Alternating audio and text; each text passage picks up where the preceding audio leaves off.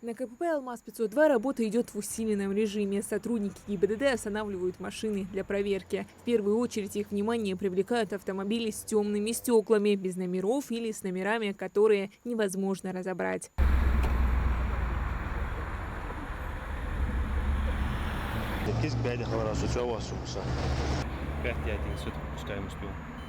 Такие нарушения нередко связаны с попытками скрыть следы преступления, а сами автомобили часто находятся в розыске или используются для незаконных целей. Комплексная оперативно-профилактическая операция «Анаконда» проводится в Ингушетии с 29 октября совместными силами республиканских управлений ФСБ и МВД. За 9 дней остановили порядка 150 затонированных авто. Главная цель – повышение безопасности региона, пресечение деятельности организованных преступных сообществ, контрабанды, нелегальной миграции, а также незаконного оборота огнестрельного оружия, боеприпасов и других предметов, запрещенных к гражданскому обороту. Операция направлена для выявления нарушений, таких как розыск лиц,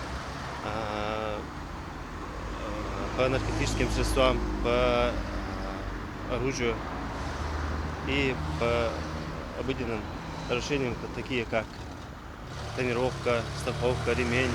Нарушений становится все меньше и меньше, и для граждан будет легче, безопаснее ездить на дорогах нашей республики. После внешнего осмотра следует тщательная проверка салона и багажника. Именно здесь часто находятся запрещенные гражданскому обороту предметы. Это последний день операции. По ее итогам обнаружены и изъяты 3 единицы оружия, 6 единиц боеприпасов и взрывных устройств, порядка 200 грамм наркотических веществ. Сотрудники полиции вправе останавливать авто и устанавливать личность граждан по документам, осуществляя сверку полученных данных с базой разыскиваемых лиц или имущества. Инспектор СМИ, проверка документов. Права шайки.